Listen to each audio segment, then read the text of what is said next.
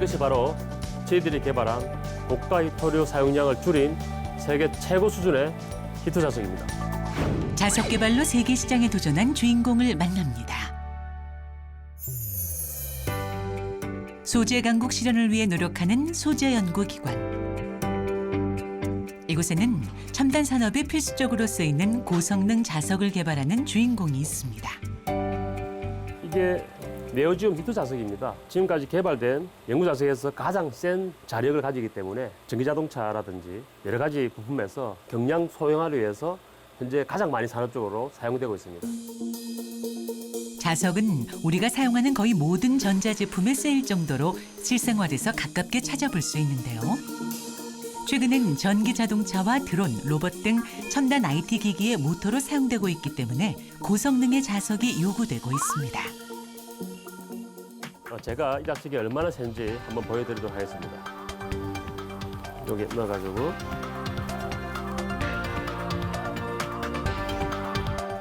그러면 한번 이제 두 분이서 한번 힘이 얼마나 센지 한번 테스트해 주시기 바랍니다. 똑같이 생긴 천 가방에 자석을 넣고 붙인 다음 양쪽에서 잡아당긴 결과 가방이 틀어지고 말았습니다. 혹시 자석의 힘이 강한 것이 아니라 천 가방이 너무 약한 것은 아닐까요? 힘을 주어 가방을 찢어보지만 가방은 쉽게 찢어지지 않는데요. 찢어지는 것 찍었어요? 네. 이 자석의 세기는 보통 지구 자기장이 50 마이크로 테슬라입니다. 그래서 이 자석 같은 경우는 표면 자장이 1.4 테슬라니까 약 1000만 배 정도 세다고 이해하시면 될 것 같습니다. 세계 최고 성능의 자석 개발로 기술 경쟁의 승부수를 띄운 이정구 박사입니다.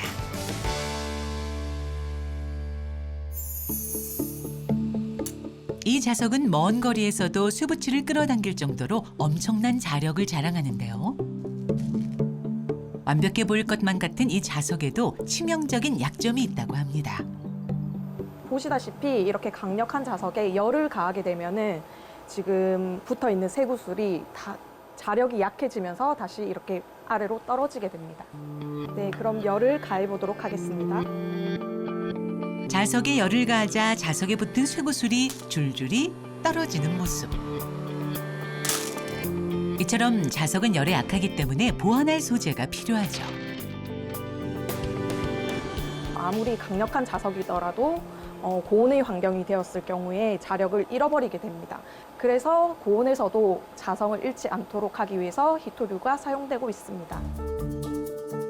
전기차를 움직이게 하는 모터는 구동 시 150도 이상의 고온 환경에 노출되는데요.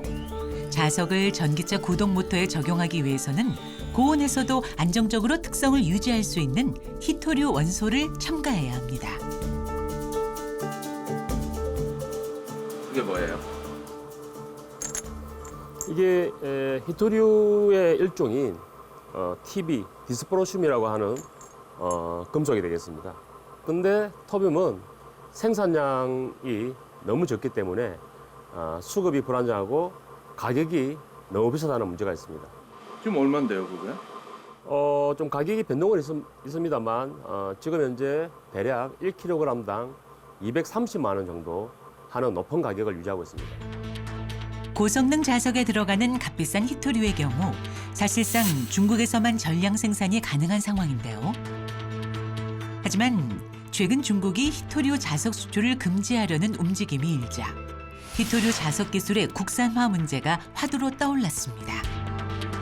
우리 이정구 박사가 이제 히토류라는 그 아주 이제 자원의 전쟁이 되고 있는 그런 핵심 원소를 가능하면 조금 쓰거나 쓰지 않는 방향으로 연구를 하고 있어서 우리나라 그 어떤 모터 또 전동화의 기수가 되는 연구를 하고 있습니다.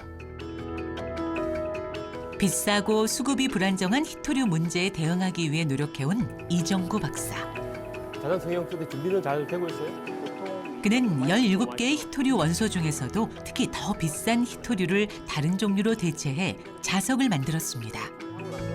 저장생을 바로 시작합니다. 자석은 분말로 만드는데 이 장치는 그 분말의 N극, S극을 한쪽으로 다 정렬을 하는 그러한 자장성형 장비가 되겠습니다. 자석을 만들기 위해서 가장 먼저 필요한 것은 자석의 모양과 방향을 결정하는 일. 자석 분말을 틀에 넣고 자기장을 준 뒤 압축해 만드는 건데요. 이렇게 밀폐된 공간 안에서 이루어져야 하는 이유가 있답니다. 박사님, 네. 이거 비싼 거예요? 그게 아니고 이게 이제 대기에 나오면 산화가 되기 때문에 산화를 방지하기 위해서 이렇게 밀봉을 해가지고 다음 소결 단계로 옮기고 있습니다. 만들어진 자석 분말에는 고온의 열을 가해 분말 입자들을 한 덩어리로 뭉치는 과정이 필요한데요. 마치 가정에서 사용되는 전기 오븐처럼 전기를 흘려 발생한 열로 자석 분말을 굽는 것입니다. 이렇게 까맣게 탄 부분이 보이는데 여기가 이제 히팅이 되는 존인데 이 안에 샘플이 들어와서 한 1050도에서 1100도 사이에서 소결을 진행을 하게 됩니다. 그러니까 여기에서 발열이 돼서 열이 이 안으로 전달이 됩니다. 자석의 모양부터 성능까지 히토류 자석을 제조하는 데 필요한 과정은 이토록 복잡하고 정교한데요. 모두 한 6단계 정도의 공정을 거쳐가지고 제조가 됩니다. 그래서 합금 설계부터 모든 공정이 최적화되어야지만이 아주 센 자석을 저희들이 만들 수가 있습니다. 그러면은 뭐 그 중에 하나만 삐끗해도 그러면 센 자석이 안 나오는 거예요? 네, 맞습니다. 6단계 중에서 한 단계라도 조건이 맞지 않으면 센 자석을 저희들이 만들 수가 없습니다. 그래서 이번에 저기 소개를 완료된 자석인데 입기 확산을 위해서 표면에 도포 좀 부탁드립니다. 네, 알겠습니다. 자석을 만드는 여러 과정 중에서도 특히 몰입해야 하는 순간이 있답니다. 자석 무게 대비 한 3% 정도만 도포를 진행해 주시면 됩니다. 네, 그렇게 이제 여기는 자석을 만드는 마지막 공정으로서 소결이 끝난 자석 표면에 자석을 더 강하게 해서 새로운 물질을 도포를 하고 그거를 열처리해서 자석 내부로 확산시키는 그러한 공정이 되겠습니다. 이 공정은 현재 상용되는 자석에서 다 활용이 되는 공정입니다. 하지만 거기에 표면에 도포하는 물질, 신물질 개발하는 것이 기술력의 관건이라고 이해하시면 될 것 같습니다.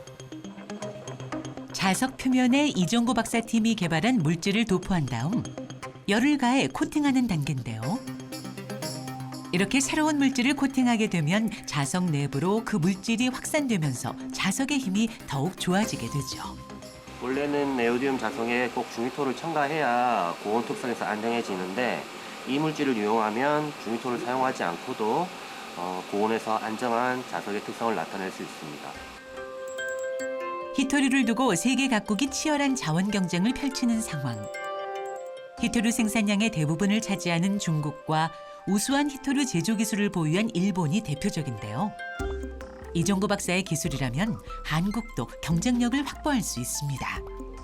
현재 저희가 중위토류를 사용하지 않는 그러한 학산 물질을 개발하고 있고 한 10여 종 정도 현재 저희들이 개발이 완료되었고 그중에서 5개 정도가 현재 특허가 출원되어 있는 상태에 있습니다. 약 20년간 이어져온 그의 연구 경력.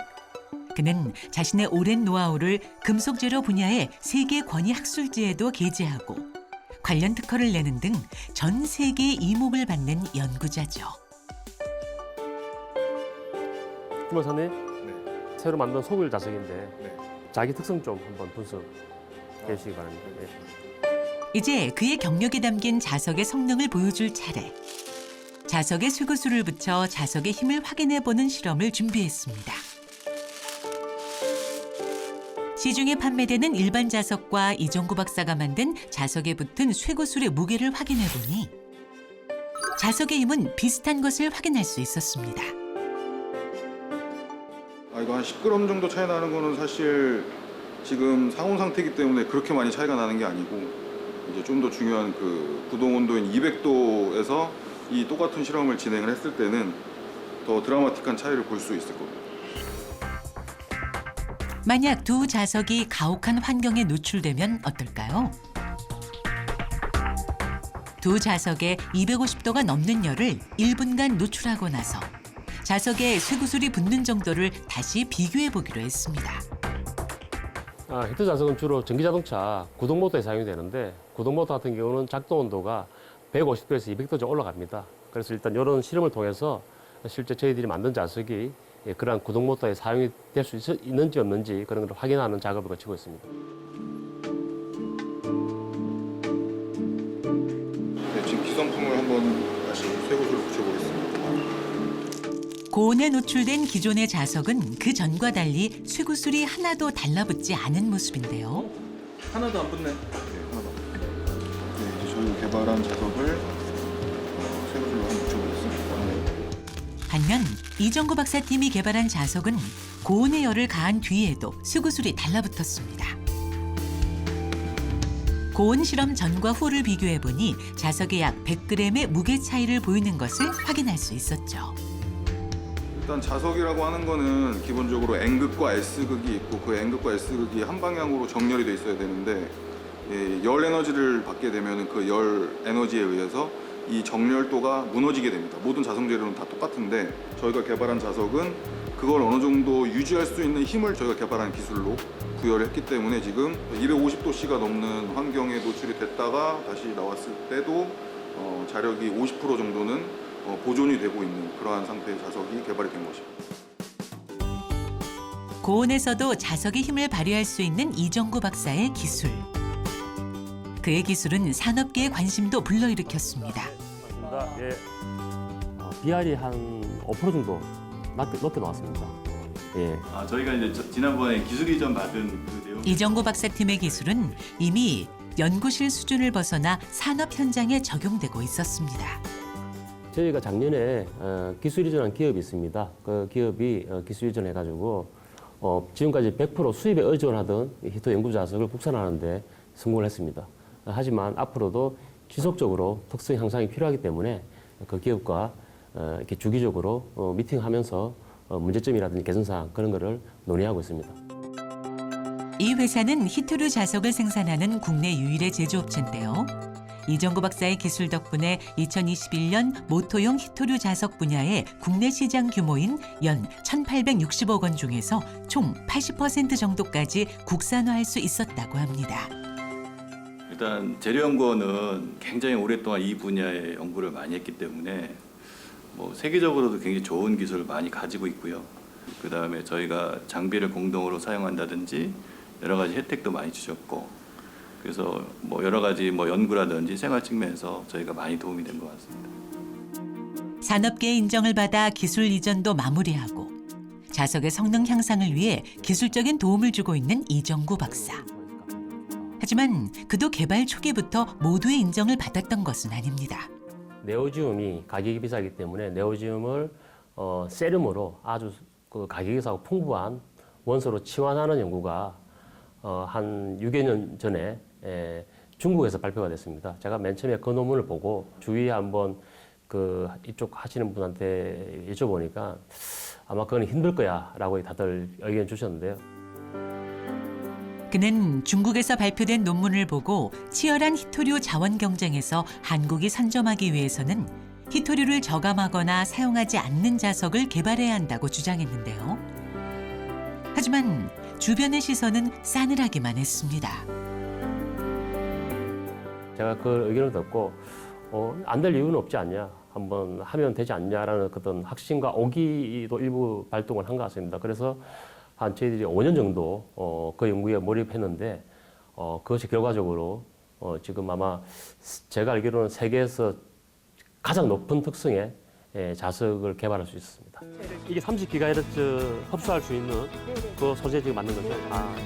여기는 자석 물질을 이용해서 전자파를 흡수하는 그런 소재를 합성하는 실험실이 되겠습니다. 첨단 산업에 이용되는 30Hz 이상의 고주파를 흡수할 수 있는 자성 소재는 전무했던 상황. 이정구 박사팀은 세계 최초로 6G 대역에 해당하는 고주파를 흡수하는 새로운 자성 소재를 만들었습니다. 자석에 전자파가 입사되게 되면은 자석 내부에 있는 NS극이 서로 왔다 갔다, 방향이 서로 왔다 갔다 하게 됩니다. 그 과정에서 열이 발생하고 결국은 손실이 발생하는데 그런 손실에 의해서 전자기파가 자석에 의해서 흡수되는 그런 원리로 이해하시면 될 것 같습니다. 고주파를 흡수할 수 있으려면 나노 크기의 소재가 만들어져야 하는데요.